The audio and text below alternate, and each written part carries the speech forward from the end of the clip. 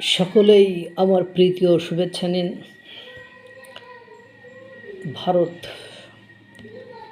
এত ধৈর্যের পরিচয় দিচ্ছে কীভাবে বুঝতে পারছি না।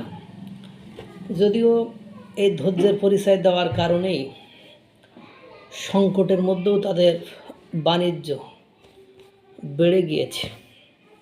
অন্যদের ধৈর্য না থাকার কারণে বাণিজ্য কমলেও আপনার ভারতের বাণিজ্য দিনকে দিন বেড়ে গিয়েছে। ইতিমধ্যে জানেন আপনারা, হরমুজ প্রণালীতে কয়েকবার ভারতের জাহাজকে আক্রান্ত করা হয়েছে, হামলা করা হয়েছে, আক্রমণ করা হয়েছে। ইউক্রেন থেকে আসার সময় ভারতের জাহাজে আক্রমণ হামলা চালানো হয়েছে। সেখানে 5 জন ভারতীয় নাবিক তারা মারাও গিয়েছিল।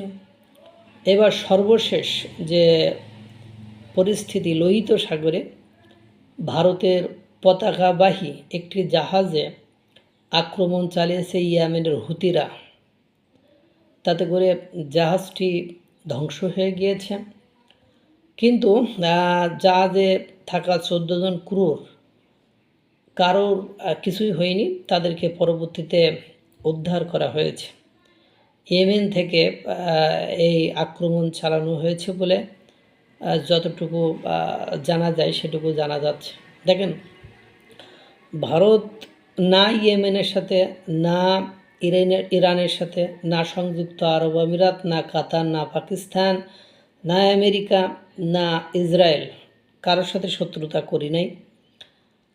কিন্তু তারপরেও মাঝে মাঝে অবশ্য যে সংকটাপূর্ণ, যে বিপদগ্রস্ততার ভেতর দিয়ে সময় পার হচ্ছে, সে সময় কে কাকে আঘাত করেছে তারই ভেতরে ভুলচুক হয়ে এরকম মাঝে মাঝে ঘটে যাচ্ছে। কিন্তু ভারত ধৈর্যের পরিচয় দিয়ে ধৈর্য ধারণ করে রয়েছে। তারা কখনোই অধৈর্য হচ্ছে না। আর অধৈর্য না হওয়ার কারণে এই সংকটাপূর্ণ পরিস্থিতিতে অনেকেই অনেক রকম সংকটের ভেতরে পড়লেও, স্পেসিফিকভাবে বাণিজ্য সংকটে পড়লেও ভারত তার ধৈর্যশীলতা, ভারত তার নমনীয়তা, ভারত তার ক্ষমা করে দেওয়ার যে দৃষ্টান্ত, তারই কারণে ভারত সামনের দিকে এগিয়ে যাচ্ছে। তার বাণিজ্য বেড়ে যাচ্ছে, তার বাণিজ্যতে উন্নতি হচ্ছে।